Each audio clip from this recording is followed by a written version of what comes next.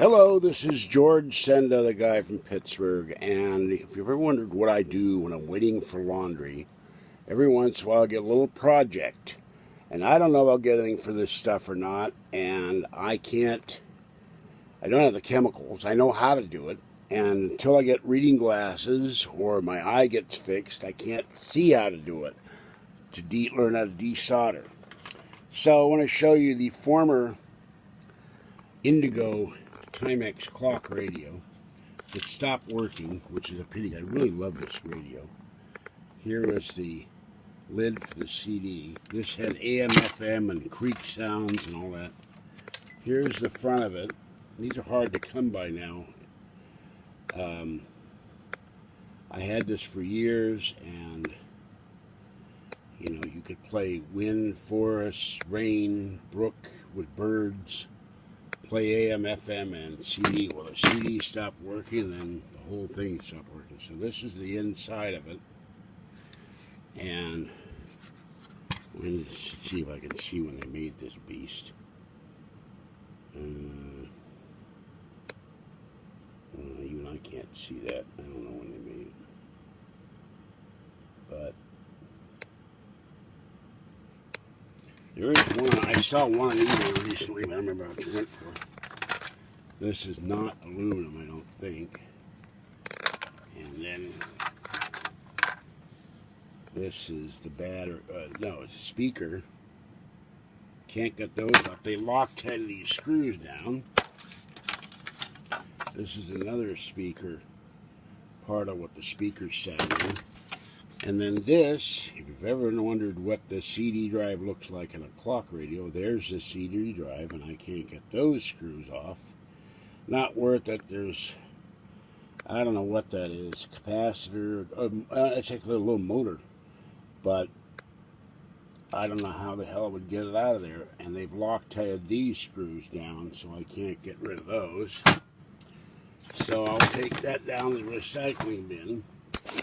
And then what's left that I'll put in the bag and see if they want it.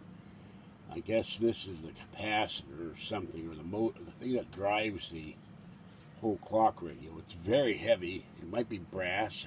There might be copper in there. I have no idea. Throw that in the bag. And then I know they pay for electric cords. They may pay much. There's the cord to it. And then various pieces of copper. I'm assuming this is copper wire. I don't know. I'll find out when I get there. There's a capacitor that came off.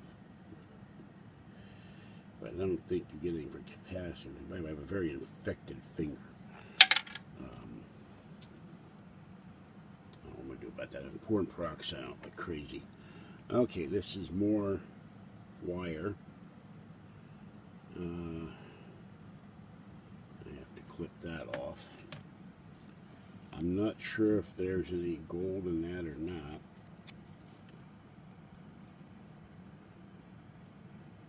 I don't think so. Let me toss that. Okay. I can't get this off, but I'm going to try, because all those points are gold. And I might sell this whole schmear on eBay and just say, $1 plus shipping. And because there is gold and silver on every circuit board, you've got silver.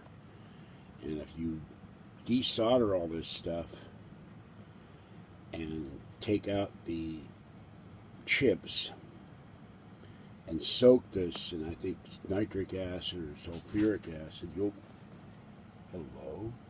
you'll get the silver off. Something just made a noise out there. So there's that.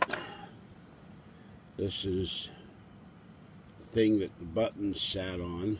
There's silver in there, I think. I don't know if there's anything in these. Now these are interesting. There's more wire. I don't know if it's copper or not. I'm not sure. Part of the problem, I can't see a damn thing. I don't think it's copper. It might be aluminum. This is interesting. This is the actual speaker And I don't know any way to separate this, but this, I guess this is brass, but that's a magnet. So, and I found that out by taking my screwdriver. And let's get the screwdriver into the camera here somehow. Hello, screwdriver in the camera. Where are you? There we go. There's the screwdriver. So it will magnetize this screwdriver, which was helpful with the screws. I can't reach the speaker. There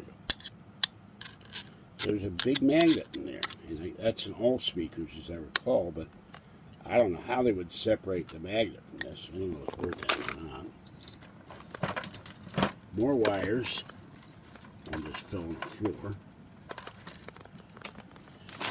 Those in there. And look at that! It even got my spoon. So, hey, look, it's a compass. You know, I wonder if that would work. Hold on. Let me see if I can center this. Probably too big. Well, it kind of would act as a very rudimentary compass in a way. Maybe if you sat this long enough, the spoon would act as a compass. So that's kind of fun. All right. So there's another magnet in there. And then there's some copper in there, but I don't know how I'd get that off. A pair of pliers maybe. This is very thin tin, but I know there's a little bit of copper there, which you could get off if you know how to desolder. Maybe I'll give this all to Auburn. He knows this stuff better than I do. And then all this stuff, all these little capacitors and connectors and stuff, that can all be taken off, desoldered to work. But all that underneath may well be silver. I don't know. I don't know what, or gold, or maybe nothing under there. They may use a circuit board. I have no idea. And then there's some more wire of some kind. And a piece of, whoops, I just dropped a piece of something. Piece of a broken board with what looks like copper, or I don't know, it's gold.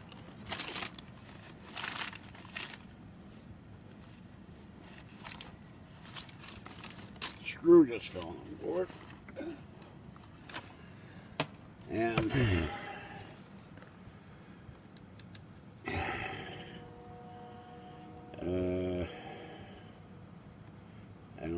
I don't know if that's gold or copper, but I'll throw it in there. And this is another board with some ICs in there. I'm pretty sure these here are silver, but of course I'm not certain. And this is the other side. But if it is silver and someone were to take this and break them up, you can break these up with a pair of pliers after you desolder everything. Pull this comes off, this grid or whatever you would call it, mask, will come off once you desolder everything. You take the chips. You can sell the chips if you have enough of them, put them in a jar. And then this is a little bit of copper. Pretty sure that's copper around this cardboardy thing. And then there are a couple more wires. So that's what's in my former Timex Indiglo. Wire over there. My former Timex Indiglo clock radio that I loved. And there's what's left of the clock radio. So. And I just went down to do laundry, and I go down there, and it's stuck on spin with the water still in the wash. So I had to restart it. So you've ever wondered what's in a clock radio? That's it. All right, this is George Senda, the guy from Pittsburgh. Boy, it was hot as hell in here tonight. It was 85 at 6 in the evening. I was dying in here. And had all the fans going, and it's down to a balmy 80. So I'm still roasting. Have a great evening. Stay warm, dry, wet, or cool out there.